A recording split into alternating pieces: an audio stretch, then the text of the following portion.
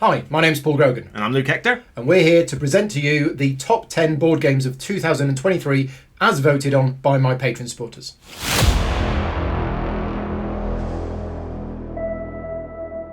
So, unlike 99% of other content creators, I don't actually do my personal top 10 games of the year until some point in the middle of the year afterwards. Luke does. He's in the 99%. The reason why I don't do that is I think it's for me, it's unfair on a lot of the games that got released in sort of Q4 of 2023. Some of them I've not played yet and might be in my top 10, and some of them I've just not played enough. So giving myself an extra few months does mean that, yeah, I'll be able to do it. So check out, in a few months' time, my own personal top 10 games of 2023. But today I put a poll up on my Patreon channel, and yeah, we've had a whole bunch of Patreon supporters that have cast their votes. The votes have been collated. We've got the results in front of us, and some of them have shared their thoughts. So let's start off with number 10. Right, number 10 is a game which we were just talking about downstairs, which I have played. I have not. And although I've not done my own personal top 10 yet, I think this is probably going to be in it. This is World Wonders, which is published by Arcane Wonders. And it was released at Essen Spiel, but limited copies. Yes. So there weren't even enough copies for Arcane Wonders to give out reviewers. Reviewers didn't even get a copy of the game at Essen because they only had a limited number. Since then, it has made it out to retail, But only in the last couple of weeks. Yeah. So it's on my shelf. It's on my shelf of shame at home. It will get played. It's been unboxed. You've only just got it, Yeah. but you've not played it yet. Haven't even played it yet. And they announced an expansion for it a couple of weeks ago. Yeah, the companies are getting under that habit now. So World Wonders I have played. Not only have I played it, I loved it. I thought it was absolutely fantastic.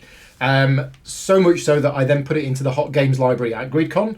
And I would say that maybe not everybody loved it, but most of the people who played it came away and said, yeah, it's a really, really good game. Yeah, I didn't get a chance to play it there, but it's definitely on the list. Yeah. Well, I look forward to at least trying it when I get back. The rules are relatively simple.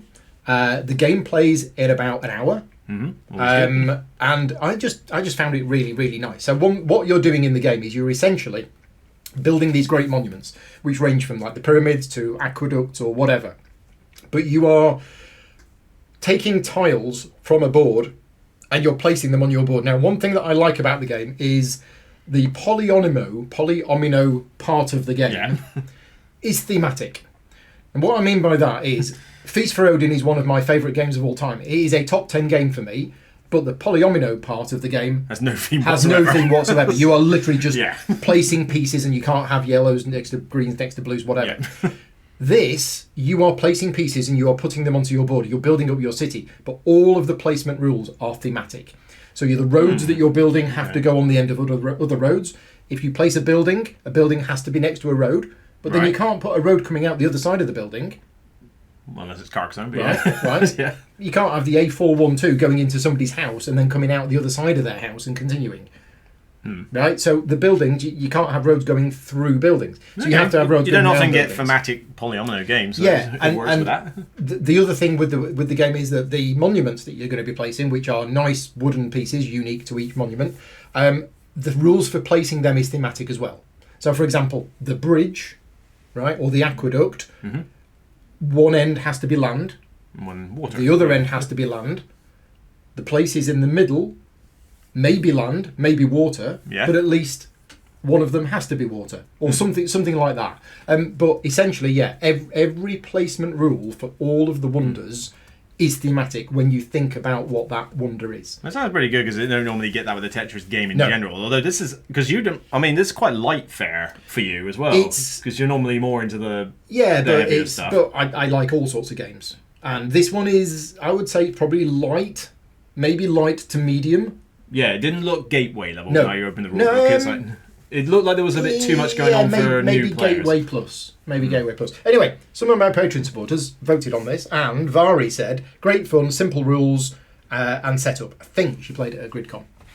Over there. You got a comment from Mark. Yeah, Mark. Despite being really simple, the decisions are both agonising and quick in the best way. Yeah. It has just enough twists to take the polyomino trope to make it a game I want to come back to again and again. Mm-hmm. And Faroud says he loves the tile placement, and this one was really nice. He loved the pieces and the game overall.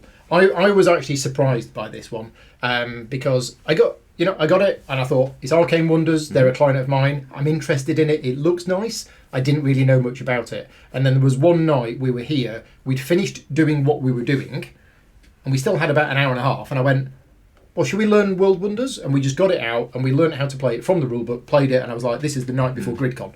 And I was like, this is really good. So, yeah, I rate that game quite highly. I'll get round to it. You will get round to it. It does sound like something I would probably like. Something quick, light, and that. I mean, I looked at it on the table. It didn't, apart from the monuments, it didn't look like much visually. No.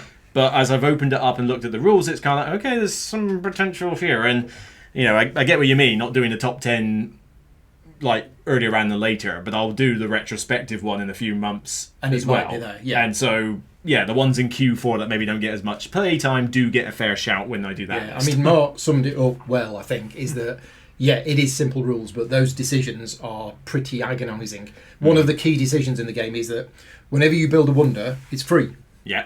Wonders are free. Everything else costs money. But your go is over. Right. So once you buy a wonder, that's it. You can't buy anything else. The round is over for you. There's presumably some angst going around as to whether someone takes it. Absolutely. So you're like, okay, turn one, I could build that, but so could Luke. So I'll tell you what, I'm going to buy it. And that's it. That's all I'm doing for this entire round.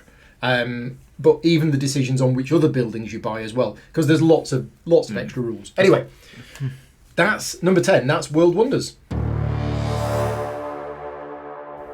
Right, number 9 on the list is... I've seen a box cover and that's about it. Neither of us have played this. This is Sky Team. It does get better from here, folks, alright? Yes. Don't worry.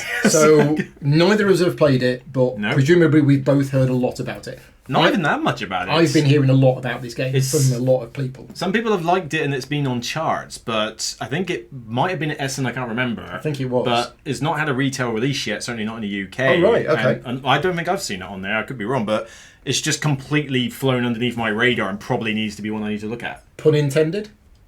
No. Okay. So in Sky Team, you and another player, because it's 2-player cooperative. And I think it's only 2-player. That might be why it might have flown on my radar. I think. I don't know. If it was 2-player only, I might not have given it extra looks. And you are the pilot and the co-pilot flying a plane. Now, I don't know that much about it, but a lot of people have been talking about it, a lot of people have been saying it's very good. It does have, from what I've heard, one of the most unthematic rules ever in a board game ever. That's saying something. We know a few. So the pilot and the co-pilot cannot talk to each other. What? Yeah. That makes no sense. No, I know. Correct me if I'm wrong on this, and I might be giving false information here, but that's what I've heard about it. It is a 2-player cooperative game, but you're not allowed to talk to the other player. Where the pilots took a vow of silence. How does that work? Now, there are a lot of cooperative games where you're not allowed to talk to each other. Hanabi. True. Right.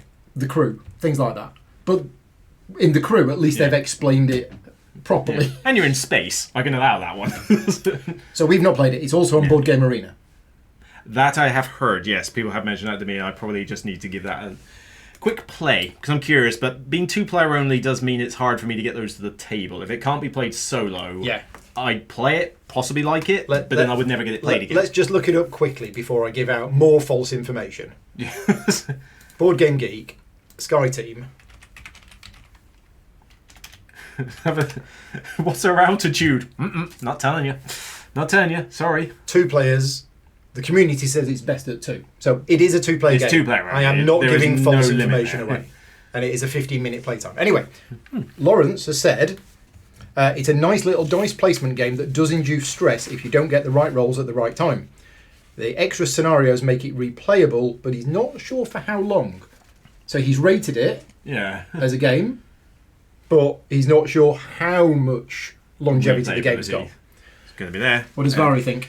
I think just nice and simply a fun, quick cooperative with multiple scenarios, so replayability is guaranteed. So slightly opposite to what we just said. But yeah. He says it's got the replayability, he doesn't know about the longevity.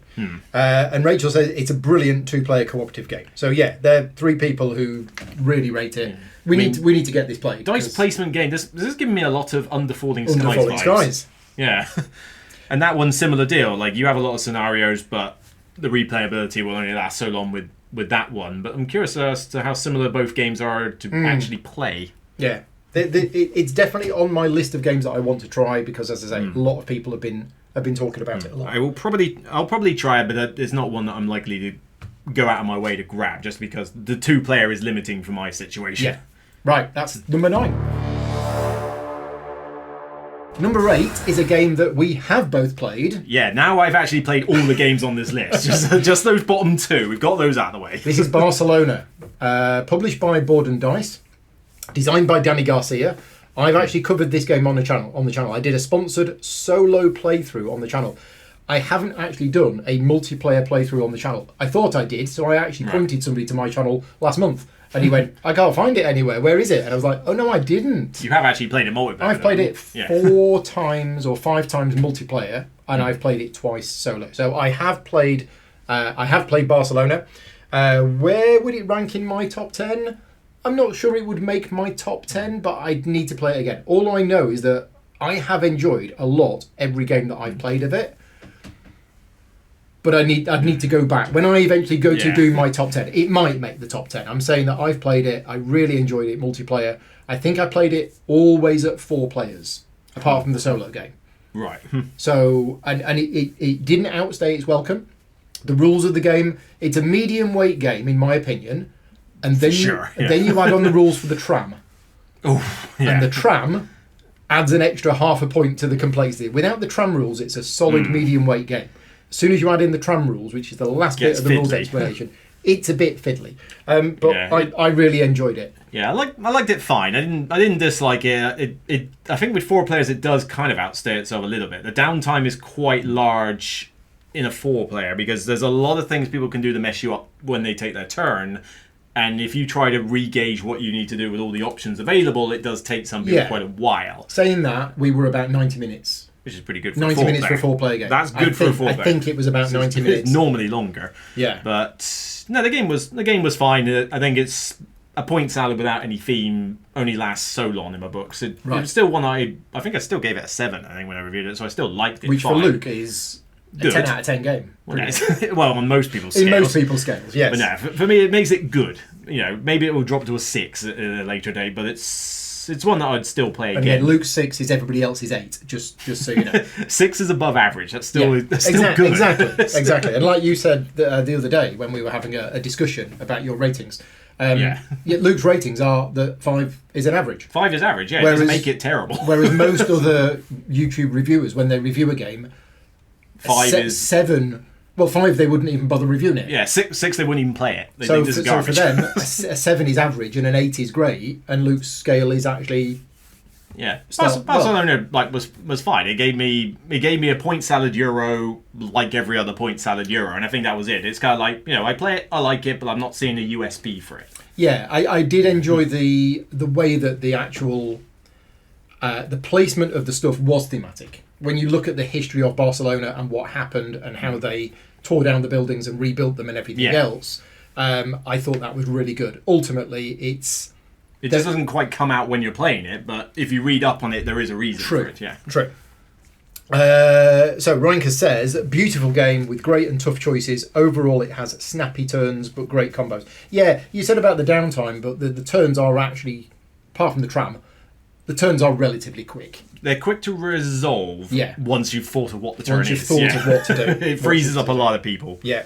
But Daryl says, great single player with lots of replayability. I think I only played the solo once, and the solo worked fine. It was a good solo mode, but the solo mode was a little bit outside of my comfort zone because having to work out the cleverness of the bot, that was a little bit too much for me. As I say, I have covered the solo game on the channel, and it was a good solo mode. I like my solo modes a bit less complex. And Vori says it's a nice crunchy game with relatively simple rules and something a bit different. She must have played without the tram rules. definitely. Possibly, yeah. Something a bit different. I'm not quite getting that. I thought it was. What was different about it to another Euro point salad? I mean, it's been a few months since I played it. You're building on the little map. One of them wants you to put stuff on the grid for a bonus. I think the bit for me that was different is when you build and you use those population tokens to build. It's at that point the population tokens get removed from the board and go onto the track. That was a cool feature. And it's that mechanism of moving them to the track and then scoring based on that track. I thought, or it to being a variable endgame timer, which I do like in any game. Yeah. So. That's Barcelona at number 8. Number 7 is a game which has been getting a huge amount of buzz, and I'm surprised it's not higher on this list. Number 7 is The White Castle by Isra and Shay. Very popular design duo that I'm friends with. I like them. I like their games. They've done Red Cathedral, which is possibly their most well-known game. Well, to be fair, is it just these two that they've done? No, they've done others. Oh, right. I can't remember what. No, they've done a few. But yeah, it's the design duo that did the Red Cathedral. This is their next game from De Vere Games in the same size box as White Cathedral. Well, it might be White Cathedral, Red Cathedral. As much as I like boxes to not be too big, I wish they did make them a little bigger. It's just about the right size. Just. With some effort. It's every time I have to put the game away, I have to call Pete, and Pete knows how it goes in the box. I can't do it myself. So I have played the White Castle now 3 or 4 times, and I haven't played it solo. Yeah. How many times have you played it multiplayer? I played it a few times multiplayer because I played it twice at Essen because we didn't have much else to do, and I bought it that day just to try it. Yeah. And it didn't take me long to actually unbox it and teach them the rules. The rules are actually fairly straightforward, even if the iconography is a little bit weird in some places. But like I say, played it a good 6 or 7 times, I think, multiplayer. So let's talk about the multiplayer experience first. Multiplayer, fine. I mean, I think I reviewed it, gave it a 7, so still liked it. I wasn't quite getting the whole best of the year thing from it.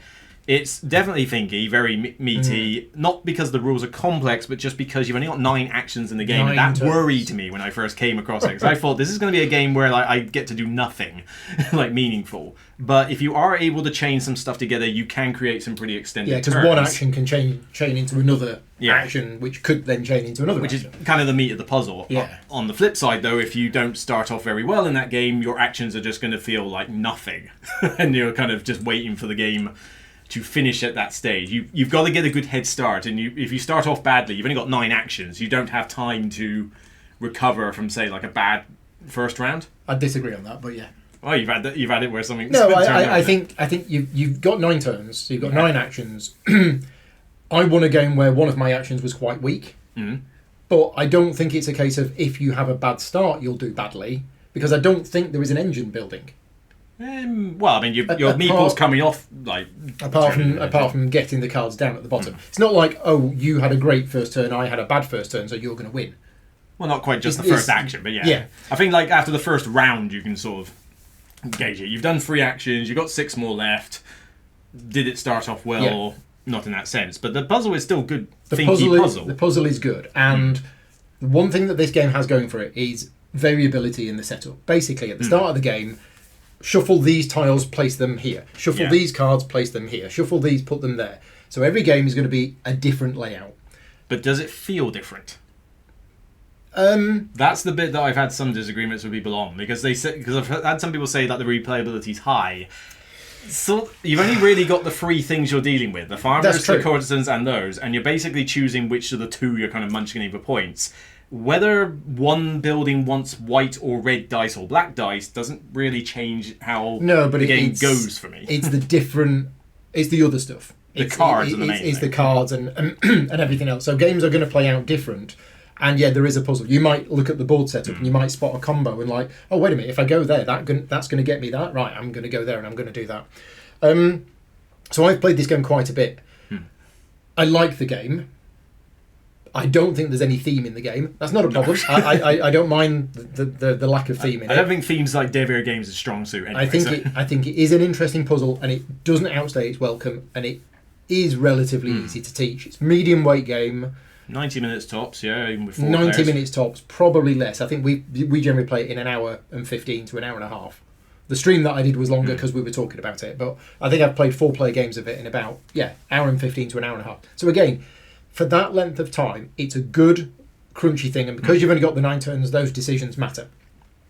My impressions so far, and I do want to play it again, is that I don't like it as much as a lot of other people are liking it.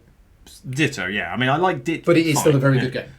Yeah, I like it fine. I can see why some people would put it on their top 10s. Not best of the year, but certainly on their top 10 list, because the meaty puzzle is satisfying, and there is some good. And like I say, for the relative cheap cost of it, I mean, what was it, like $30? Oh, it was like 23 quid. Yeah, 25, 30 quid. Tops it out. For a cheap cost, you're getting a pretty finky game for that money. Rulebook was good. Yes. Production quality was fantastic. For the cost, little bridges, and the dice placement, it's just great. The dice placement is probably the main thing I like, actually, because most of the other stuff in it I've seen before, but I do like the fact that the dice is not just a case of, value for this base. It's like, well, I get money if it's higher, I pay money if it's lower, trigger this if I take the left of the bridge, not if I do the right. So those are the aspects elevated the dice side of things. Yeah. So thoughts from others. Ian Bennett said it makes his brain hurt in a good way.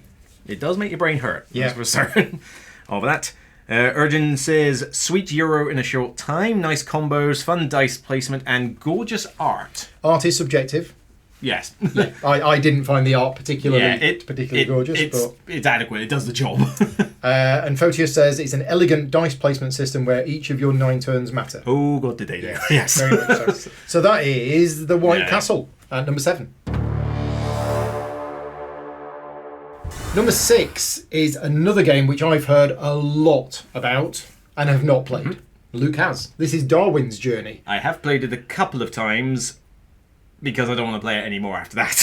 But you said that I would probably like it. And I reckon you'll like it. All of my Patreon supporters who have played this have told me that I will like this game. It's just there's only so much time and there's only so many games and one does not equate to the other.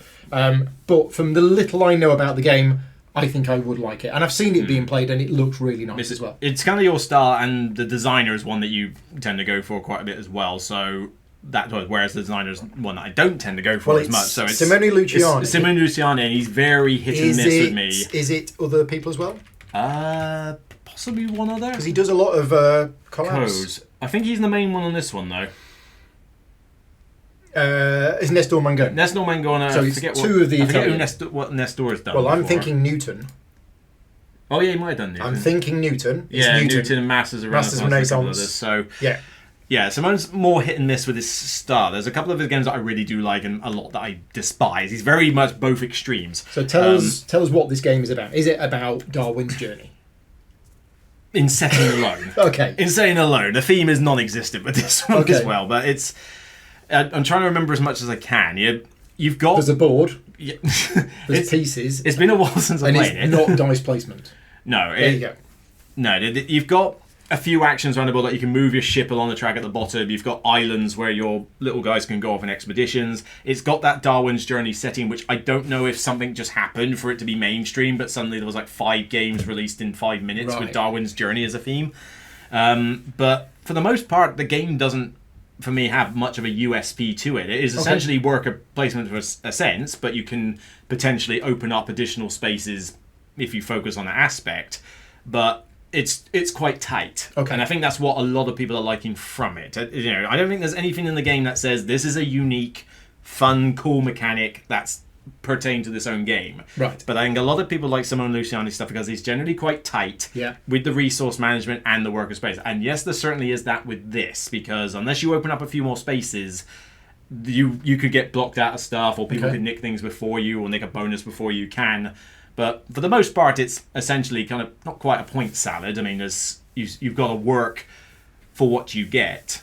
But I don't know, I just found it like another Euro game, and it just didn't really sing for me. So you can appreciate that this is a good game because you said I would like it, but it just wasn't for you? Or do you actively think it's not a good game? I didn't honestly think it was that great. I mean, at most I would have given it 5, average. But I reckon it's a game that, because of what you like in your games versus what I like in my Euros, you will like rate it higher. Okay. Yes. And like I said, a lot of people do rate it higher. I mean, I've heard mixed opinions on it. Okay. It's not one that I've seen everybody go nuts for, but the fans of it do really like it. Okay. Let's see what people say. Radu says, this feels more like a loose, plentiful cousin to Barrage. Now, you said it was tight. Yes. He says it's loose, but he says it's loose compared to Barrage. Well, he said more loose compared to Barrage, Everything which is is like loose. everything is loose to Barrage. The worker placement has a few interesting twists, especially the workers getting powers that let them go to different places. The crew cards are there to make you focus on certain seal combinations, so that you don't end up with rainbows pretty much everywhere. None of this makes any sense to me, but it makes it. He said he can't wait to play again and to explore the expansions. It came with a few little modules and bits and bobs in, because I think it was a Kickstarter that took forever or something, didn't it? Okay. Oh, but that. What did Willem say? Willem says, I love the theme, question mark, and the designers, and everything came together just right for us. The expansions add a lot of fun stuff. Yes, I've only played it twice with the base only. Okay. The Kickstarter deluxe version is beautiful as well, which always helps. It does look nice on the table. Yeah. From like a sort of graphic design and artwork perspective. So it's definitely got the looks to it. And maybe I do need to try it with some of the expansion stuff, because a lot of people are telling me I think it if works you've better bounced with off it. the base game... Oh yeah, I don't think it's going to transform No. it, but it might make me go, oh okay, I'll play this. You know? Matt says it's a fun Euro where you get to level up your worker meeples. You can build up chains of bonus actions, which can be very satisfying when it happens. He says the theme is a little pasted on, but it's nice, and there's nice art and good production values. It is a setting thing entirely. I mean, Yeah. you know, just like, as I say, we've had like 4 or 5 Darwin's Journey themed games in the last year or something, Right. and none of them do much with the theme. Okay. Right, that's number 6, Darwin's Journey. Number 5. Now, if you're not sat down, sit Yes. down. Because number 5 is Great Western Trail New Zealand. And, for those people who don't know, Luke absolutely hates Great Western Trail with a passion. When I played it before, yes. So, Great Western Trail New Zealand. I actually enjoyed it. And yes, this... How? It, Why? Did you get out the different side of the bed? no, well, I mean, I was playing with 2 friends of mine, and it was at GridCon, so maybe there was Maybe. just a thing there. But no, the thing is that Great Western Trail I still probably won't like. But I played it a long time ago, like 6 years, I think was the last time I ever played it. Right, and I okay. tried to I gave it a fair few plays to try and like it. Yeah. But no. And this was when Great Western Trail was like the hotness, like Yeah. the new hotness. I've always thought, I've been on a bit of a trend lately to revisit some old games to see if I would like them more. And Right. sometimes they have improved, and sometimes I still hate them. Yeah. But, you know, when the new editions came out, I wasn't desperate to play 2nd edition Great Western Trail. Right. Most people said Argentina wasn't that great, so I skipped it. Right. But then I saw my mates playing New Zealand. It had the sheep. Sheep are greater than cows anyway. And I was told, and I figured, you know what? You want to play it? I'll give it a go and make this my revisit back.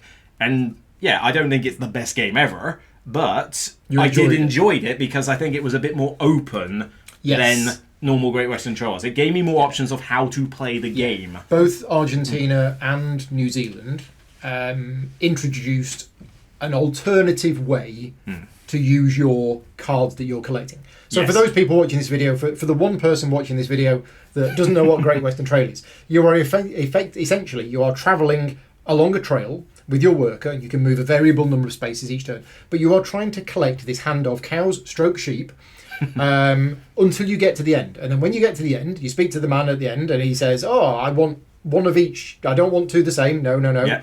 And you go, "Well, I've collected these," and you get paid money, and you move your little train on, and everything else. So basically, you are spending your entire X number of turns travelling along this trail, building up your hand of cards so that you have the best hand possible when you get to the end. Yeah.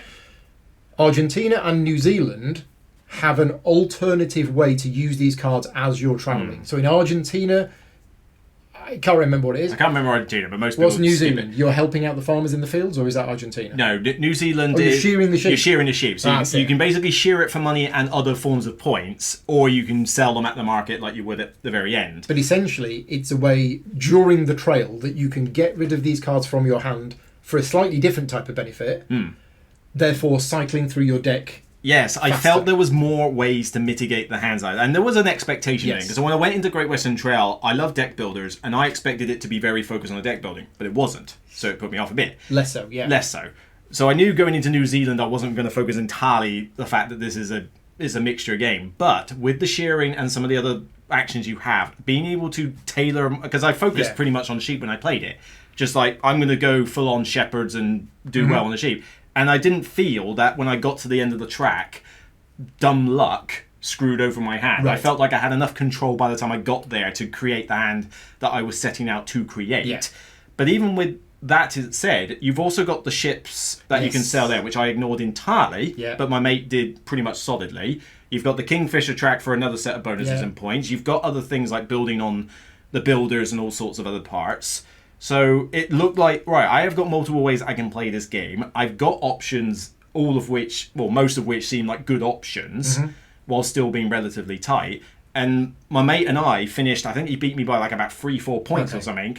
And he did the entire opposite of what I was doing. So it's like, good, you've made it. If we're talking about a game that actually does have variable strategies, Great Western Trail has always been up there. But in the original one, I felt sort of restricted a bit more. Yeah. Like you kind of went for like one of 3 main things, one of which was a lot harder than the others. This one feels like there's a good 4 or 5 different ways to do it. But again, I think maybe it just feels a little bit looser than the original one, which again might help in that because you have got more options. You've got more options. Yeah. Because it didn't I didn't go like, oh, this is absolutely amazing. But I thought, okay, cool. If we're going to play Great Western Trail, please can we play New Zealand? It's the one I enjoyed. I think the only slight negative I had was there's a couple of pinch points on the map where you put down these buildings and they tax other players. Yes. Which, that's already annoying in itself. But there's a couple of pinch points on the map where it's like your first turn should be to put one of those tax buildings down there, ASAP. And I just sort of felt like that was kind of on rails. Okay. But that was a minor thing. Yeah. So other people, Dave Moser says, everything great about Great Western Trail, but with more deck building and more sheep. Yes, because you do get more cards to add to your deck that give you a benefit, but also cycle for your deck so they're not clogging up space. Richard King says, I wasn't a massive fan of the other 2 Great Westerns. Well, we're talking from the same boat there. But the shearing mechanism and the different decks you add to each game was a game changer and one of the faves. Yes. That is something to mention as well. Yes, because that was a key thing. There's a whole bunch of these, like 10 different extra mini decks of cards, and you only use a few of them. So in each game, you pick 4 of them at random. Yeah, it's like having a Dominion setup, except you're just basically picking these. So ones. every game is going to be more variable with the cards that you add into your deck. And as Luke mentioned, these cards are all, when this card is in your hand, play it, do the thing, and draw a new card. Yes. So it's not like, oh, this took up the place of a sheep. No, I play it, get something cool, and I get another card. Yeah. All necessary, because I don't think the original DWD had that. It didn't, no. Janice says, combines very nicely ideas from all the previous games in the series and adds some, especially the deck building part, which is more interesting. The deck building part, yeah. As I say, the mechanic I like the most out of the games has been improved, which is naturally going to improve my standing of the game. I don't feel like I want to try Argentina, and I certainly don't feel like I'm desperate to play the original the second edition of the original. It does fix... It probably does fix some of the problems, yes. But I feel like I'll be playing it and going, I'd still rather play New Zealand. I found one I like, let me stick with it. I am pretty sure, I need to play it more, but I'm pretty sure Great Western Trail New Zealand will be in my top 10 games of this year. Pretty sure. Number 4 is a game which also is very, very, very popular, and that is Earth. Good old Earth. Earth is a 1 to 5 player card-driven game with a massive deck of unique cards, which I've actually done the official How to Play video on. So if you're interested in seeing how to play Earth, I've done the video on how to play it. Interesting story behind this one. I played it when it was going on Kickstarter. Right. And I enjoyed it so much, I actually contacted Inside Up Games and said, please can I do the how to play video for this game because I enjoyed it so much. I actually requested it. That doesn't normally happen. Especially with your workload, yeah. I won't do that again, but I made an exception with this one. And I did really enjoy it, and it's been one of the hottest games this year. As I say, you cannot go anywhere without people talking about it, which naturally causes the other side of the coin to get sick and tired of it, much like they do with Wingspan. Right. But what can I say? Yeah, I can't remember. I think I put this at 3. I love this game. In your top 10 of this year? Yeah, there are only 2 crossovers on this whole list with mine. And this is one of them. Right. Yeah, I love Earth. So this is your 3rd favourite game of 2023? Yeah, it's even gone up slightly since when I reviewed it. Oh, wow, I already gave it a 9 when I reviewed it. It's a 10 now. I've just liked it more as I've played it. Particularly as the solo mode is so quick, so easy to do. The solo mode is really good. But even just playing it multiplayer, we had a session the other day, somebody had turned up and had a copy, and I had mine. And it's like, oh, you haven't learned it yet? Fine, we'll play a 2-player while waiting for others. Another mate turns up, also had a copy, hadn't played it again. Right, okay. Even though we were returned into the game, we reset and I taught it again just because I wanted them both in to play it. And I normally can't be bothered to do that with games. So Earth is an interesting game, and I do enjoy playing it. Uh-oh. No, but I'm going to do a Luke here. I am going to come down from the hype that this game has got, because a lot of people have rated this game as the best game of the year. So I do enjoy the game. I do enjoy playing it, but I want to talk about a few things, which is the reason why it's not my top game of the year, and I don't know whether it would be my top 10. First of all, theme and setting. Right, the setting of this game is lovely, and all of the I'm not going to say artwork, because it's not artwork, it's photographs on the card, but I know that it was Conor McGoey himself who went through and made sure the colour profiles for every single card it looks gorgeous, absolutely gorgeous. I'm totally down for photographs in games. It worked for Art Nova, it works for this. It works for this. So yeah, beautiful production. And the theme of the game is that you're creating all of the flora, your own ecosystem. Herbs and plants and things like that. The animals are actually the scoring cards. You're not introducing animals or anything. It's just about trees, bushes, mushrooms, and all stuff like that. But the theme of the game is pretty basic. I don't think there's much theme in the game. No. A lot of this game is, I'll play this card, what does that card do? Well, that card gives me 3 soil, spend this. So the components in the game, the growth, the bushes, the sprouts, they're all thematic names, but I don't find that any of the cards themselves are thematic. Whereas if we were to say something like Terraforming Mars, now if you're somebody who thinks that Terraforming Mars is not thematic whatsoever, right, then you can switch off for 30 seconds. But in Terraforming Mars, you have a card, and when you look at what the name of that card is and the artwork, and then you look at the effect of that card, it's absolutely spot on, right? The effect of the card matches exactly what the name of the card is for every single card in the game. In Earth, it's a nice piece. It's a nice picture with a name, but then the effect has absolutely nothing to do with it whatsoever. Which is true. I mean, with TM, I don't find it comes out as much knowing that the effect is, oh yeah, the satellite somehow exists. But I mean, both games, I don't go saying they're mad for mad games. Even Earth. Earth is a very mechanical game. It's just a very pleasant setting to have. You know, I would definitely take. I mean, if they made Earth and it was lit. I mean, if they took Barcelona's theme and shoved it on Earth, it was the same game, I'd get bored. Yeah, because I just wouldn't care about the theme setting. I much prefer pretty pictures and nature. Setting is important. And that. The other 2 points about that I want to mention is I personally don't feel that all the cards are balanced. Now, this is interesting because I've actually seen the 5-line mathematical formula that was used to calculate these cards. However, every single game I've played, there is this, I've just drawn a card. This card is unbelievably amazing for me, and he's going to score me 20 points, and it only costs 2 soil. So mathematically, that card is costed correctly.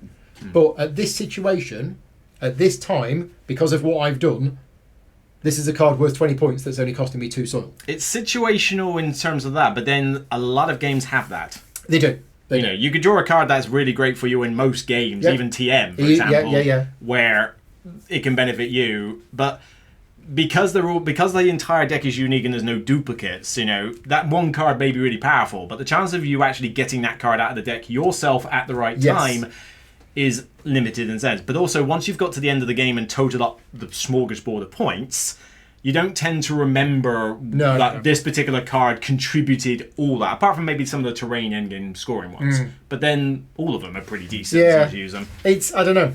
As I say, I've enjoyed playing it. I've played it about 10 or 15 times. But I think the more I played it, the more I thought, wait a minute, there's some objective cards here, because there's 4 objective cards out at the start of the game. And then I draw a card from the deck, and I'm like, this card meets that one, and that one. Yeah. And it's just that there seemed to be quite a luck factor. But there's a luck factor. But you're drawing a lot of cards. But you're playing the game for like 60, 75 minutes tops. You know, so it does it quick. It's still pretty smooth because it tells you how to trigger all your abilities, so I don't have to do them in a particular order. Yeah, like you've got in my to follow head, you that have order. to do that. Otherwise, you lose track. The abilities are straightforward anyway. You know, to convert X into Y for the most part. The bit I kind of love with it is the variety of what strategy I go for. I mean, I could create some all weird sense of scoring points, whether it's focusing on objectives, ecos, random cards, tons of trees, whatever. Especially with the starting island and climate you have, which can give you a good leg up. But the way I teach it to a lot of people when they're sort of saying, well, how do I do well? It's like, it comes with experience, but it's having this smorgasbord of cards in your hand and being able to, and I don't know, I get something out of that thing where I look at the card and the puzzle in my head is going, right, how many things is this useful for? Yeah. Do I keep it? If so, is it like A tier, B tier, C tier card, or is it just, what's it called? Compost fodder. Yeah, compost. You know, get rid of it. And every time I'm drawing cards, it's like, that fodder. And that's where the experience comes in. It comes more with experience, yes, but I find that bit kind of enjoyable because it's one of those games where I could have a hand of 15 cards and still be knowledgeable as to what I need to do next. Now, granted, it does throw over some people where they try to find something great in all 15 cards, but you're only going to play 16 of them. I had a 30 card hand in my first game. Which can happen. And then I drew the scoring card that gave me 1 point for every card in my hand at the end of the game. It was like, hey! An element like that, but I mean, you were working on it for a different purpose, so yeah. Well, purely accidentally. Anyway, Lawrence says it's pretty, it's an engine builder with enough variety and interaction. I don't know what he means by interaction because there isn't any interaction between the players. It's the next bit. It's the next bit. Yeah. Although it seems you're playing solitaire, you can't ignore what your opponents are doing. That is the true bit. The objectives. Yeah, I do not directly affect your ecosystem, but I am constantly looking at the other opponents, thinking, well, how close are they to these ones? Am I safe? No, I'm not. Right, maybe that's the focus. I'll try and do this. Yeah. And on it, lost my place. Matt Spellguard, a nice tableau builder that is different enough to stand out from the masses of games and fairly easy to teach. I like that everyone at the table gets to do stuff all the time. One benefit of simultaneous actions. Yeah, simultaneous actions. There is no downtime. There isn't. Well, apart from if somebody's got like a turn with 20 actions, you've got 2, but that's rare. My negative point is that there is not much player interaction involved. Now, if we're talking direct, yes. There isn't. I've got a comment here from some guy called Luke Hector. Don't know who he is. Why did you take my comment? You knew I was going to be off. I didn't do this. Luke Hector says, it's an excellent tableau builder with great looks, simple rules and huge variety. I'm a man of few words. Is that it? No, it's summarised. You wanted a one-sentence summary. I didn't want to flood your Google sheet with a massive essay. That's number 4, which is Earth. Number 3 is a game that both me and Luke have played together, live, on this channel. This is Hegemony. And a door. Now... Well, I hope you do. where did this fit in your own personal top 10 of the year? So, why? Yeah. Tell us about it. What? Well, let's explain what this game is. Yeah, it's going to take a while. Hegemony is a game that recreates the... I was going to say the democratic system, but it's not, is it? It's the government. It's the government system. It's more the class. It's more the class system. Yeah. So there are up to 4 players. One of them will play the working class, one of them will play the middle class, one of them will play the capitalists, and then the 4th player will play the state. You can play it solo with an expansion, or you can play it with fewer players, with either automated opponents for the others or just not. Yeah. But essentially what you're doing is it's a simulation of a country in the way that the working class are trying to get jobs to get paid to be able to feed their people, whereas the middle class are doing the same, but they're also setting up businesses. You've got the capitalists that are just purely running the businesses to try and make as much money as they can. Yeah. And then you've got the state that's just trying to not go bankrupt and keep everybody happy. There are not many games out there with this as a setting, and they have successfully turned it into a game which has been very popular and very well received. It has. I mean, I would not turn around and say this is not a niche game. This is a niche game. This is a niche game. Yeah, and those who love it, love it. People don't just find this an average game and own it. They've either not even tried it because it's a behemoth of a game to learn and get to the table, which normally puts me off, and we'll get to that later, I guess. Yeah. But this one, I was fearful at first. The main reason I even looked at it was because one of the co-designers did Pursuit of Happiness. Yes. And I already love that game. But this was like, okay, it's not a setting I tend to go for, and I'm usually fearful of any game that says asymmetric roles where you've almost got to teach 4 separate games for it. But the more I heard about it, and the more I thought, if they make this as thematic as it sounds, this is going to be brilliant. And I don't think in any of the reviews I've done, I've put so much investment and time into a game to get it played and given the beans, because this one takes a But lot of it's investment. 5 hours. 4 or 5 hours, isn't it, for a game? For a first game, I mean, we can get it down to like 3 to 4 if people Wow. know what they're doing. If people know what they're doing, you should be done in 4 hours Okay. with a 4-player. But if they know what they're doing. But the theme is just so strong, and the interaction works. There's a little bit of direct interaction of, I screw you over somehow, but everybody gets to do a bit of that. Yep. But it's the way that everything links together. Because yes, it's 4 separate games of effectively for like works differently to this, but there is still a lot of overlap of the rules. Everything that one player does will affect another Everyone player. else. And what's interesting is that certainly when you're playing it 4-player, you might have the working class and the middle class will be voting for higher wages because both of their people go to work. The capitalists will be voting for lower wages, and everything that happens during the game, 2 of the players will want that, but another player won't. And it's not just those 2 against us 2. Different parts of the game will interact with different classes at different places. So you get these policies. You get this interaction between the players. I mean, I don't play games where there is negotiation, discussion, deal making, or anything like that. This game has that, but it's done through the mechanics of the game. It isn't done through, let's have a discussion and I'll try and bluff or trade you this. There's no trading phase. No. It's all, I'm going to push this vote through because we want free healthcare. And the middle class will be like, we want free healthcare as well. And the capitalists are like, we don't want free healthcare. So you get all of this, but it's all done within the mechanisms of the game. Everyone has their own agenda, Yeah. but everyone benefits or doesn't benefit from something. And usually there's a 2v2, sometimes different, depends what the state's doing at the time, but it's the policies kind of make the game. You've got the tax, you've got the wages, you've got healthcare, education, a couple of others, forget what the fiscal policy and stuff like that, and export, import, trade, but they determine a lot for the game, depending where those policies are. I mean, if it's high tax and high wages, the capitalist is practically screaming. Yeah. Because that's like, no.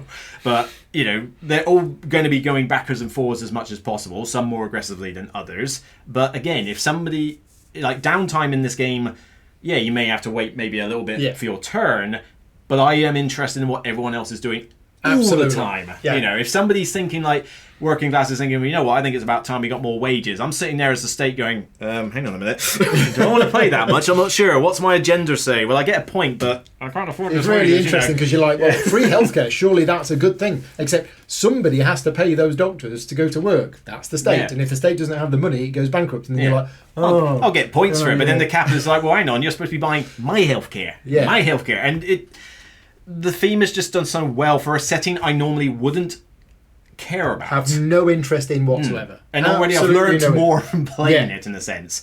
Being able to play it solo, a benefit. You can play multiple AIs, even just playing against one is still fine. It's definitely a game that's best with 3 or 4, certainly. People have asked me, is it good with 2? It plays fine at 2, but honestly, you're missing out if you don't get the middle class in there at least. Yeah. You don't have to have the state, but it is cool. Although, to be fair, the state's my favourite class. Right. Have you got a favourite? No. Over that. Not played it enough to have a favourite. The state's currently the favourite. It doesn't have as many actions. That is the limiting factor, so you haven't got quite as many options. But the thing I love about the state is, firstly, you can't give it to a new player. Because you need to have knowledge of the game. Yes. You need to know how it works. The state is one of those players who has to watch what all 3 other players do. Has their own agenda, but because they're trying to keep everything in balance, they're sort of pleasing one class 1 second and then not the next. And I love that whole manipulation of like, I've got 3 people that I need to sort of gel in my hand so that I win, but it's great to be able to sort of think, capitalist is getting a little bit too ahead of themselves. You know what? Working class, here's a little bit out there go. And it just creates a lot of good fun banter. So this was your number 1 game of 2023? Yes, it just surprised me entirely for a game that had so many reasons that it could fall apart. Yeah, and also it's super heavy. Very. And it's long, and which goes against a lot of exactly. Now, for me, this was my number 1 game of 2023. Something came along afterwards that knocked it off the number 1 spot. Boo. So this is definitely going to be in my top 10. I don't know whereabouts it's going to be in my top 10, but again, well, at least 2, hopefully. let's just talk a little bit about the negatives of this game. Yeah, no game's perfect. It's heavy. It's complex. My issue with this game, and it's not an issue with the game, but my issue with the game is we were 4 games in, and still making rules mistakes. There's a lot of rules overhead. Yes. There's a lot of rules overhead, and and the rulebook is generally good. There's a couple of the rulebook for me is like 95%, 98%. Pretty good. It's not perfect, but it's a really good rulebook with very good reference aids. But there's a few bits. The reference aids are fantastic. There's a few things which even 4 games in, when you're looking at 4 hours per game, we were still making rules mistakes. There's a lot of rules, and some of those rules are ones you just... I mean, as I say, the rulebook's good, the player aids are good, but there's just a lot of them. So that I'm listing it as a downside. As I say, there's no fault with the game. There's nothing they could have done. It's just that's how it is. If anything, for what they had, they've done a superior job of it. Because I can think of, if they had this many rules and the rulebook was bad, it would be non-playable. It would be unplayable. People would not be... If you've got an experienced teacher or two to play it with, like new players who turn up, as if they may have to do a little bit of research at the time, which certainly does help. But whether it's watching the aids or watching our video or stuff like that, then fine. But yeah, as much as I may have to bite my words a bit coming up soon, the fact that this one is such a heavy investment, normally I'd be like, do I want to put in the time and effort? But it's one that gets played despite being like this, because I know some fans of it in a local club who want to play it. In fact, some have said, we've only played it 3 players, they've never played 4. Right, I'm bringing that to the club. But then also, when we go to every convention in the UK so far, there's at least 5 other people, 5 other groups wanting to get Hegemony played. Yeah, GridCon, which was in November, 300 people. Hegemony was played about 10 times. Yep, and I was in one of them. At one point, it was being played 3 times on 3 different tables. We had that with Bacon. When it first got fulfilled, yes. I must have played it 3 times that whole weekend. Yeah. I have huge amount of respect for this game because it broke the mold. It did something different. We have hundreds of soulless Euros that are released every year, which I love. And I don't mind them whatsoever. Hegemony was something special. It came along. It did something different. Innovative. Very innovative. Very thematic rules. And yeah, that's why it's going to be in my top 10. I just don't quite know. Which I think kind of is one of the reasons I put in the effort for it. Yes. The theme and the innovation, because I've harked tons lately with... I'm getting sick and tired of the same thing being released. You know, we mentioned Barcelona earlier. Good game, but it's building a city. Yeah, it's what I've seen before, so I can only get into it so much. This one kept just intriguing me more and more the more I thought about it, and because it does all those things right, which do feel different. There is no other game in my whole collection that's going to feel like that one, and I don't think one's going to come out that's going to feel like it. Right, so Jesus says this game takes a unique theme that I believe is quite hard to pull off as a game and can still be fun. But these guys did it. The game is good fun. Each faction, each class plays very differently, and the interaction between all of them are great. You would only play it 4 though to have the best experience. That's summarised pretty much what we've said. It's the best experience, but don't think that 3 is bad. Don't rule it out. Yeah. If you have 3, play 3. 3 is still good. I just think 2 is probably not getting the full experience. Marco says, a real revelation, an unconventional theme implemented with very convincing and realistic mechanisms, plus a simple and advanced version for the solo bots in the expansion, all really great. And I've not played solo. Have you played both simple and complex? I have, but I only played the advanced version once. Okay. The solo simple AIs I think are brilliant. They are very easy to pilot if you are familiar with the rules. And you could play multiple of them. If I'm playing by myself... You could play a solo game, but with 3 AIs. You could. I don't think you can play the state as an AI. Okay. It's only got the other. So I'd have to play the state. But I could happily go, right, I'm playing working class, capitalist, and middle class AIs. Okay. The complex AI is good, but where you were talking earlier about how much faff, I think it does increase, it will play a bit more like a multiplayer person, but the amount of extra faff for it probably just overstepped the mark for me. But whatever. Right. Play simple or complex. It'll still be fun. And Mark says, who would have thought a game about politics would be so streamlined and fun? Intelligent innovation at its best. Streamlined? I mean, as streamlined as it can be. That makes sense, yeah. Right? I would say... It's smooth for what it is, It's smooth, yeah. Every rule is in there for a reason, and it works. It's just hard to think of a game with a massive rule book that takes 4 hours to be streamlined, but I guess it is in a way. So that is number 3, which is Hegemony. Good choice. Moving on to number 2. No surprise that this is on the list. This is a relatively recent release. Surprised it's this high, though. Only came out Essen 2023. This is Nucleum. Board and Dice's game by Simone Luciani and David Turtzi. And yeah, Nucleum has been getting a huge amount of buzz. It was officially the number one most anticipated game that came out at Essen. So every year, there is a BGG list that somebody puts together which tracks all of the new releases and which ones have got the most thumbs and comments and things like that.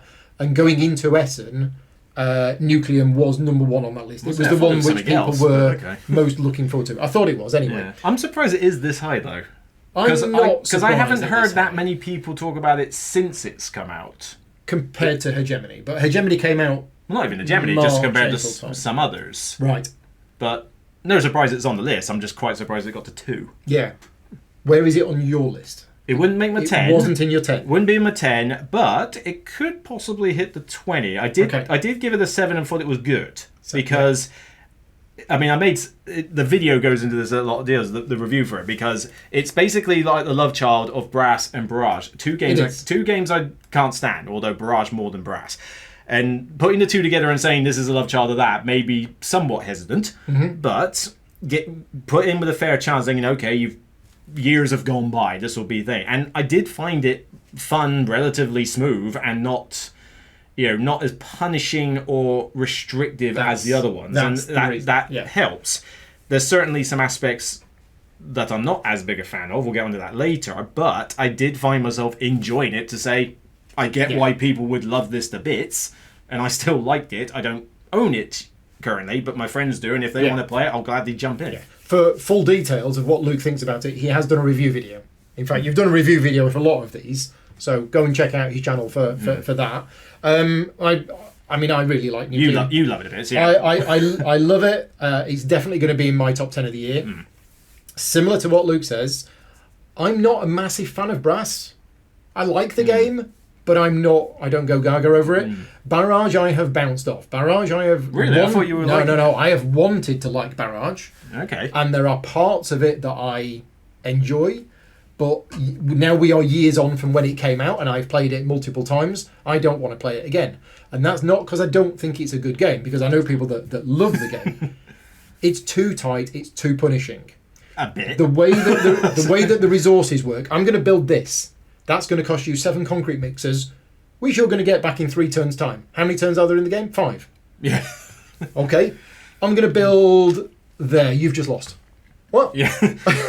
Is it? Yeah. Turn 1. You know what? I'll build a dam over here. Now, I'm going to build above you and you don't get anything. That's not a problem with the game. That's a problem with me not being good enough to play that game. And I know people who are good at this game and they absolutely love it because that tightness and that punishing nature of it is what they love about the game. And if I build there, and that was a really bad place for me to build and I've just lost the game, don't build there.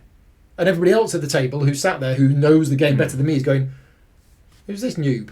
Right? Yeah, but that is the game has that learning curve, and I don't have the time and effort to put in that learning curve.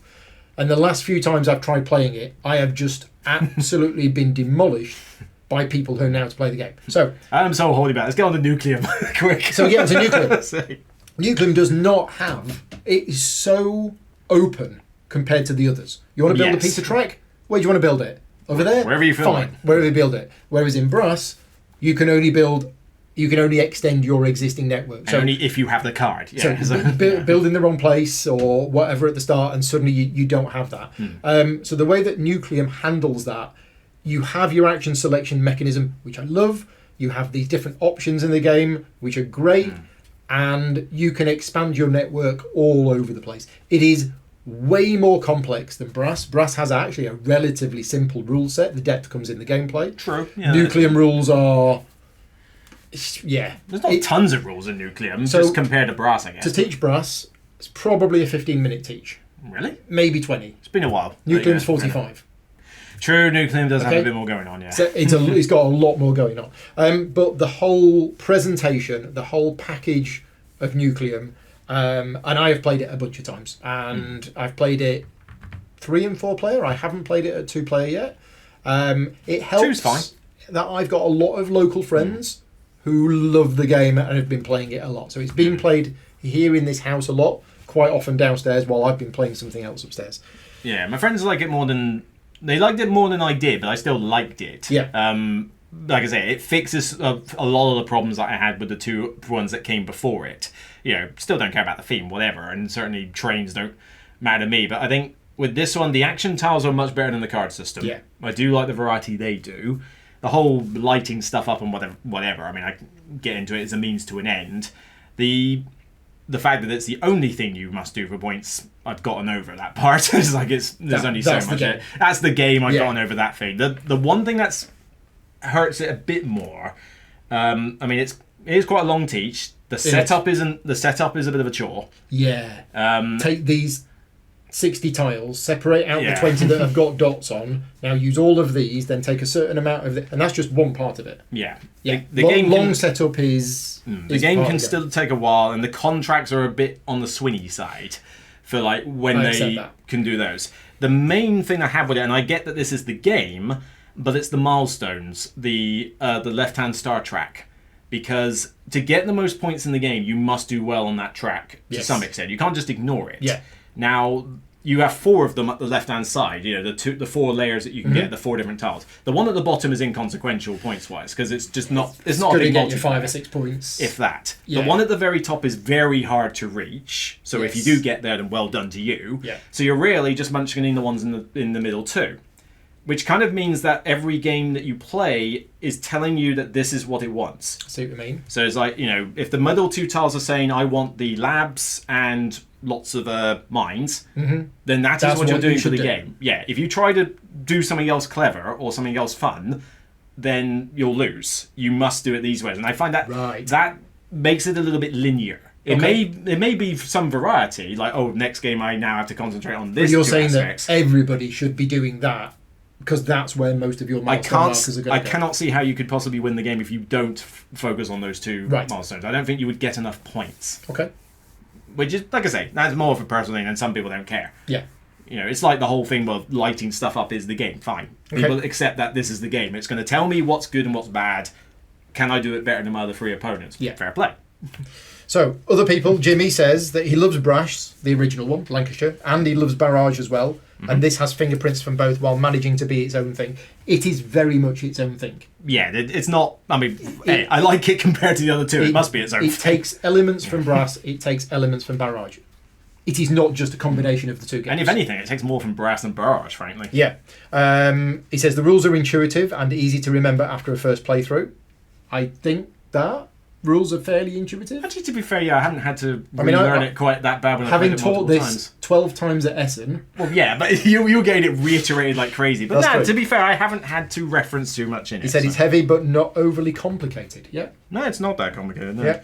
Oh, that Stuart Maybury says, very simply, lovely crunchy Euro with a fantastic take on action selection. I don't quite even by take on action. A take on it. Oh, take on it, right. Yes. I see. I think that. I think the action selection mechanism, I think, is really... It's probably really the highlight of the game, which normally I would actually like the technologies more, but I didn't like them as much in this one. They're kind of mediocre, but I do love those action tiles. Yeah. They make the game for me. Alan Howe says that the development choices are clever and varied. One strategy is not overarching. There are several ways to progress, and the game plays really well at each player count. It's a brilliant design. Now, in terms of strategy, you touched on it.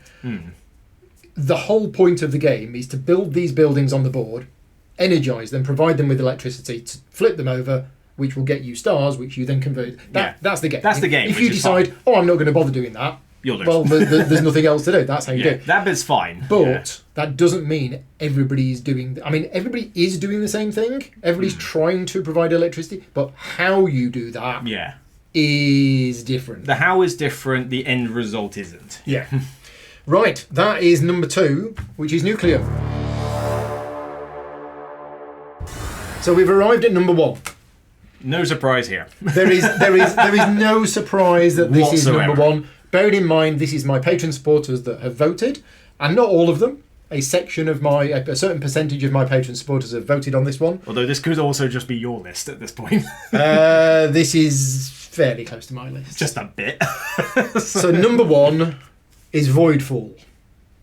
And I will be honest with you, I can tell you right now, Voidfall is my number 1 game of 2023.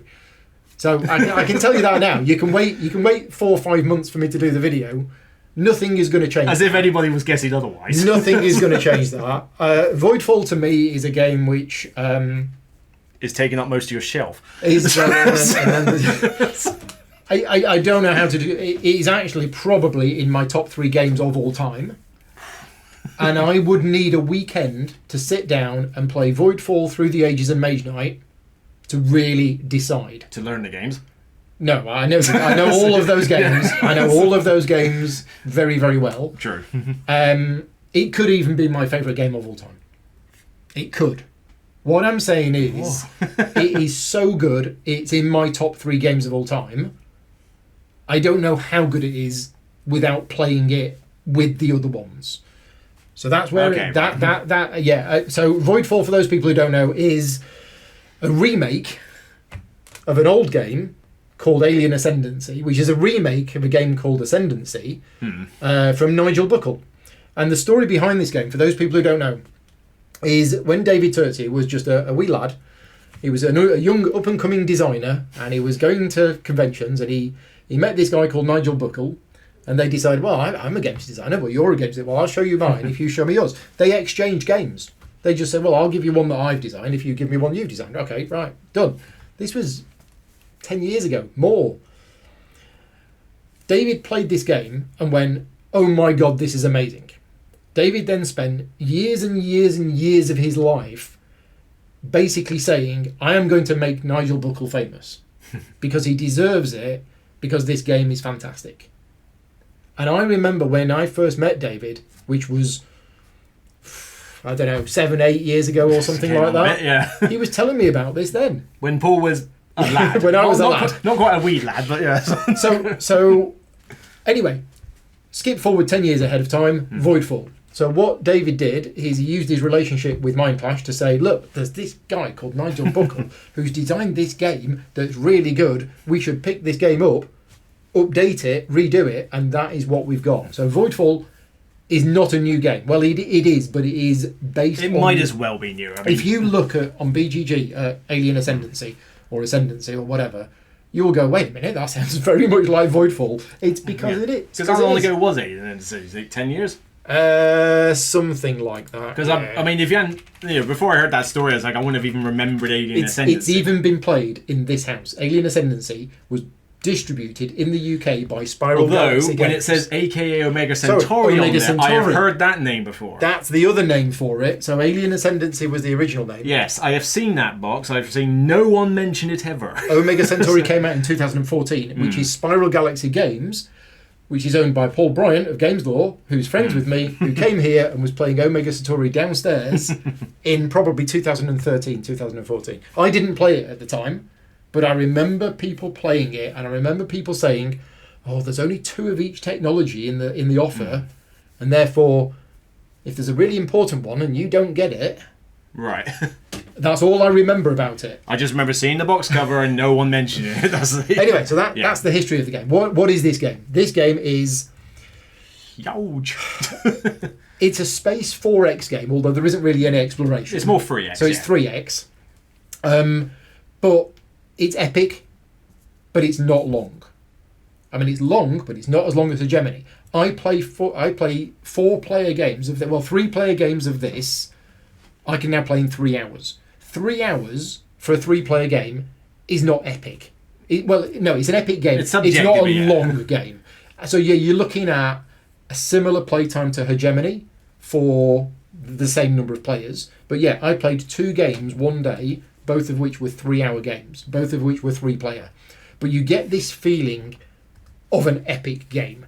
It is your usual space game, but without the exploration, where you're developing your empire, you're improving on various tracks, you're building up fleets, you're fighting and stuff like that. The big difference between this game and every other game in that genre is that the combat is deterministic. When you get into a fight, you do not roll a bunch of dice or draw random cards to see who wins the fight. This is deterministic, which is why it's extremely high on my list and why it's extremely low on other people's list. If you're the kind of player that likes Twilight Imperium... That can't be the only reason. It's not the only reason. Yeah. But if you're the kind of player who wants to... I'm building up my little spaceships, then we're going to go into combat, and I don't want it to be deterministic. I want to roll a whole bunch of dice. And yes, I've got torpedoes and you haven't, so I roll a black dice instead of a yellow one, whatever. If you want that, don't play Voidfall. Because Voidfall is so deterministic... You absolutely know the exact result of a battle before you've gone into the battle. Which might be unrealistic in a way, but that's the way the game works. And it's all about, right, there's 3 corvettes there. They've got shields. What do I need to do? Well, it goes back and forth, does a little chart and works it out, yeah.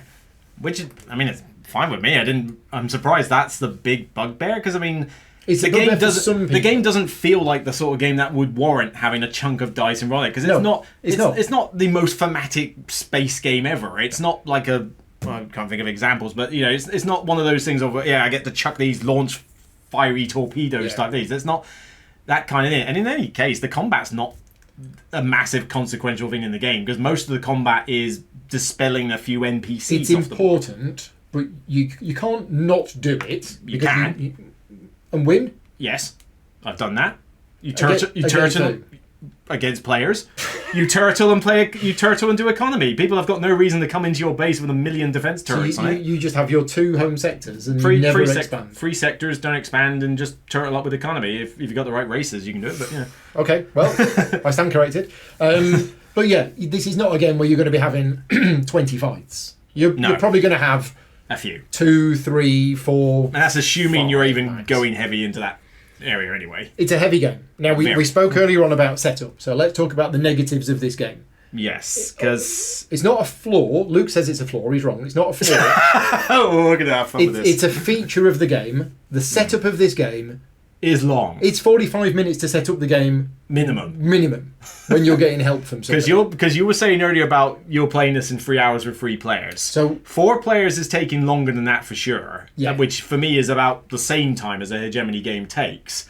Hegemony doesn't take me 45 minutes to set the game up. No, this does take 45 minutes. And that's just least setup. To set up. Teaching is probably another 45 minutes on top of that. A minimum. And then takedown is probably another hour on top of it. Shove it all in the box. You don't just shove it all in the box. I wish you could. But no, it's like, so you might be able to play the game in a comparable amount of time, but you've then got to equate for the stuff before and after it, which I know you don't, and a lot of other people, fair enough, don't factor into the gameplay experience how long the setup, the teach, and all it does. I don't. But it does that. And don't get me wrong, I don't dislike the game, providing you play it in a certain way. That's the thing, because I've reviewed it I think I reviewed it. Yes, I think I did do it solo and competitive at the time. Yeah. Yes, and it's like it would barely make a 5 out of 10 if I was playing it competitively. Okay, but I gave it a solid 7 / I probably would drop to a 7, but I gave it an 8 at the time for solo co-op. Because I think if I play Voidfall, I'm only going to play it solo. Let's talk about that. This game has 3 modes, similar to Mage Knight. You can play it multiplayer competitively. You can play it multiplayer cooperatively, and you can play it solo. However, it's not really 3 different modes of play. The solo mode and the cooperative mode... pretty much the same. It's the same. It's a bit like the Lost Ruins of Arnak second campaign. Yeah. You can play it solo or you can play it cooperatively, but it's the same game. Now, the solo mode for this game is exceptionally good, in my opinion. I've played it once. It is a fun solo mode to play. It's the only way I'll play it. Now, the solo mode for this game is not an automated opponent.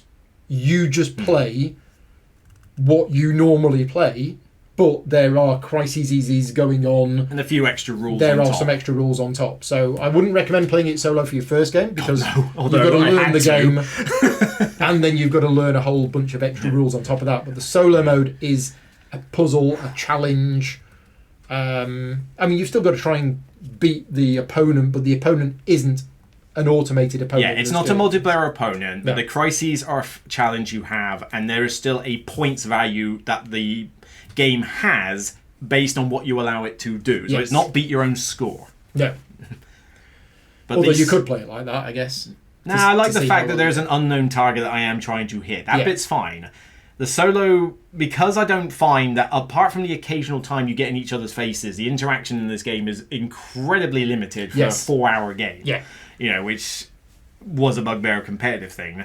Another factor was also the solo, let's just call it solo rather than solo co-op, but there's action cards that you play, which I do like. It's probably the main thing I like in the game. Those action cards with 3 different things you can do on each, different costs, different cards, that's all cool.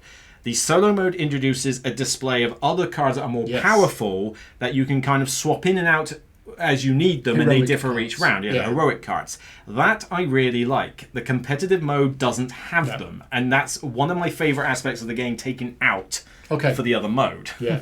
I mean, let's just touch on that for a minute, because ultimately you have these focus cards in your hand. There are 3 different actions. On your turn, you play a focus card and you choose 2 of those actions. And if you use a trade token, you can use the 3rd action. Now, when you first get the game and you play through the tutorial for this game, or the Learn to Play guide, I think is one of the best that I've ever seen in a game. It's like, look, we're going to learn the game. We're going to play cycle 1 of 3 cycles. And cycle 1 is going to be 3 turns. And here's 3 cards.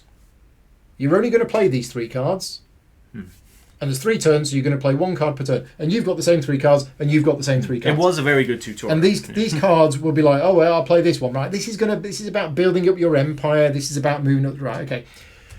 And then in cycle 2, it says, right, here's some extra cards. You've now got 5 cards. We're going to play 4 turns now, so you've got a choice. You're only going to play 4 of those cards. After you've played through the tutorial, you then decide to sit down and you play your first real game, and you're like, right. It's turn 1, cycle 1. I don't have my 9 cards because you don't usually. I've got 8 cards. The decision space in this game is phenomenal, and that's people who like crunchy heavy Euros just dribble at the thought of this game because you are sat there going, "Oh my god, I've got 8 cards. I can play any of these cards, and I can do any 2 actions on these cards." And in fact, because everything is deterministic. You could actually plan out that entire cycle. You could work out exactly what you're doing. Because, as Luke says, and this is a downside on the game, the interaction between the players in cycle 1 is non-existent. The interaction in between the players in cycle 2... depends entirely if on anybody's the scenario gone... that you're playing. It depends if anybody's gone anywhere near you. Yeah, because this game, again, give it massive plus points. This game has a scenario book with multiple scenarios, loads and loads of different scenarios. Some of them are more aggressive than others, which means players start nearer each other. We played one scenario where we didn't interact. There wasn't a single player versus player combat in the entire game. We all loved it, but if you want a game where you're really going to be interacting between the other players, now normally you do. It's just this was our first game. It was a learning game, not the tutorial, but our first learning game. We chose a low aggression map setup. But we all had such a blast playing the game because we were working out the puzzle of how am I going to do this? How am I going to try and take out this? And we didn't realise till the end of the game that none of us have actually interacted with anybody else. But it was fine because we all enjoyed what we were doing in the game. Well, the first mission you do that's not the tutorial one is actually meant to be semi-aggressive. Well, they're not in any order. They're not in any order, but the first one. Well, I think they do say play the first one just because it's the one after after the tutorial. I don't want to jump into scenario 10 straight after the tutorial. I don't think it says. Nah, but they do raise in complexity for size and amount of stuff going on. And the first one's quite aggressive, is it? The first one's raised about, I think it's like 3 out of 4 on the aggressive scale, and that was the one where I turtled on 3 sectors and still won. Yeah. With just you can if you get a good economy, then who cares about going off into space and killing stuff? It's but I mean on that game I think like one person went massively aggressive and was killing NPCs, one went semi, and then 2 of us kind of just did a tiny bit, but I just ignored combat. I literally just shoved up a bunch of defenses behind a huge wall and said, well, the NPCs can't touch me because all their attacks are minuscule, and nobody has any incentive to come near me to attack me because it doesn't get them enough points or resources to do so. So it's like, well, my faction just says develop and get an economy, and I spent the entire game doing that. Is it 14 houses that are included in the game? Yeah, which 12, I do like the variety. So much variety in the houses. Because that's the thing, the solo mode I did rate highly in that. The main problem I have is the fact that it is such a behemoth to set up, and if I put the game down for more than 5 seconds, I will forget half the rules. Okay. Because it's not smooth. There's a lot of rules you've got There's to know a lot in of this rules. game. My video, I did the how to play video for the game. It's an hour long. It's an hour long. Yeah, which is saying something for a tutorial. So it's But it's a complex game. It's a complex one on that side of things. So I've already got all this extra effort to do for the solo mode, which still requires quite a lot of ongoing stuff. But that was the way I actually enjoyed playing the game. Yeah. The Crisis board is quite cool. To have those different things you got to deal with, that will vary each game, while trying out a faction board that is a different faction strategy or setup-wise. That's cool. The competitive mode was just where it fell down. Partially the lack of interaction, the 4-hour time frame and that. But losing the focus cards, not another great deal of it. The downtime being very high. Yes, you could plan out some stuff in it because it's deterministic, but still you are waiting a long time for people to get back round to you. I mean, it's 4 hours of game time. You're probably only playing a quarter of that in terms of your active time thinking about stuff. And it's just like we were talking about hegemony earlier. I'm playing that for 3 to 4 hours. I don't get a chance to sit down and take 5. Yeah. You know, I could go away on a coffee break in Void 4 and be fine when I get back. If I take a coffee break in Hegemony, I've missed crucial information that I need to See, I didn't experience much downtime in my games because I'm spending all of that time working out what I'm doing. But once you've got that plan done... It's my turn. It takes me that long. But I mean, if you've planned out the whole cycle and now you've just got to go through the mushrooms, then Right, let's see what other people think. Matt says it looked intriguing during the Kickstarter campaign, we said a lot, but also in peril of succumbing to its own ambition. Because some Kickstarters do that. Some Kickstarters just get too big, so good, too big, lots of bloat. But he says this game delivered on greatness. It's heavy, it's thinky, it's spellbinding. It has great versatility while keeping its core mechanics. Ian O'Toole is worthy of a special prize for the graphic design. Ian O'Toole is one of my favourite graphic designers. The graphic design in this game is possibly the best that I've ever seen in a game ever. That's going a bit. It's incredible. It's good. It's good. It's the craftsmanship of a genius to make a game with a 4-page icon reference, 2 columns per page, that is actually Harding needing said reference guide because the icons are so intuitive and clear. It is #1 game of 2023. Let's speak about the icons. There is a 4-page booklet of icons. Each page has 2 columns of icons. You have 8 columns of icons. A lot. And I don't need to look at that at all. That I'm surprised by, because I found when I first tried to learn this myself, I was referencing that book a lot. Because, David Turtsey described this, they described it as hieroglyphics. It's a language. And once you know that language, you don't need to look at the icons. So when I was last playing the game, and somebody said, well, what does this icon do? Or what does this thing do? And I said, well, that is increase the population on a non-corrupted sector. Well, how do you know that? Well, there's the population icon with an arrow up, and then there's a corruption icon with a cross. And once you know that language, you can interpret the icons. So you will find effects on cards and everything else, and you're like, oh, I don't know what this one does. No, you don't, but you know what all of the little parts of this mean, so you can now interpret it. Now, that's not for everything. There are a couple of icons in the game which are special, but Ian O'Toole has done an excellent job with this. But it is a heavy game. It is a complex game. It goes back to the previous one we mentioned, where it's like, it could have been unplayable if it wasn't done at least right. Yes, so. Yeah, absolutely. Well, with that, Mark didn't write as much. That was an essay for the last one. But it manages to be both a deeply compelling, brain-destroying Eurogame with the feeling of an epic space-themed game. We could have just said that, and that would have been it. That is a summary of the game. This is brain-destroying Eurogame. It is a Eurogame. It's absolutely a Eurogame, and it does destroy your brain because of the decision space. But when I'm playing it, I feel like I'm playing this epic space game, and I am developing my technologies and my torpedoes and my shield and all of that. It does feel to me like an epic space game. I will never play Twilight Imperium or Eclipse ever again. There is no point. To be fair, I'm fine with that. So, especially on Eclipse. There is no point. Alan Howe says, the range of options, a clever way in which all of the game systems integrate, an excellent production, provide a sensational game experience. He says it is a top 10 of all time for him. And its by only challenge is the setup. Yes. And the game length, which may mean it wins fewer awards than it deserves. It's an incredible design.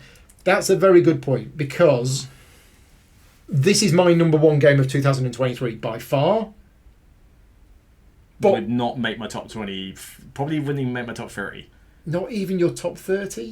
The thing is, I Even though like... you said you like all of that stuff about it. Well, no, I like the solo mode, but again, I can't ignore the fact that it is just a behemoth chore to get out and set up. And it's just like, the only time I want to play it solo, even now, because I don't own the game anymore, is on Tabletop Simulator. Right. I refuse to go through it 2 hours worth of setup, teach, and thing. I mean, to play any game, I don't care if I love it to bits. Alan makes a good point. If we're talking about global awards, Voidfall is not going to be appearing on that many lists because, like Hegemony, it's niche. It's niche. It's less niche than Hegemony because of the theme. The theme's less niche, but it's niche as in not everybody has the time and effort to learn the game and play it enough to be able and to store it. Compared to some of the other games that we've mentioned on here, such as Earth, for example, which everybody's playing. It's all over the place. You can teach it relatively easy, and it takes an hour and a quarter for a game, which is great. Doesn't have to be epic. Yeah. But anyway, that is it. We are done. 2 crossovers. So 2 on this list. Yeah. Are in your top 10 games of 2023. Earth and Hegemony. Earth 2 of them I've not played. The bottom 2. I've not done my top 10 yet, but I can tell you 5 of them at least. Yeah, I mean, I looked at when you showed me this list, I thought this is half of Paul's list already, and I'm not surprised that knowing the Patreons in the Slack and that channel, that some of these were going to feature. Although a couple have surprised me. I did not expect Sky Team nor Barcelona. Frankly, those 2 I thought were not getting. You know, especially Barcelona, I thought was like that's getting mixed opinions. At the top 5, are pretty much spelt out with that sense. But I mean, if I'm going ignoring the bottom 2 because I've not played them, going from the top. I mean, if we go competitive only or something, 5, 7, 10, 10, 7, 5, 7, 7. I mean, that's kind of like the ratings. These random numbers? Your ratings. These are the rate. If I go from 1 down, those are the ratings I've sort of given those ones. So there's a few 7s in there that are like, these are good, but they're not going to be ones I'm going to sing home about. Yeah.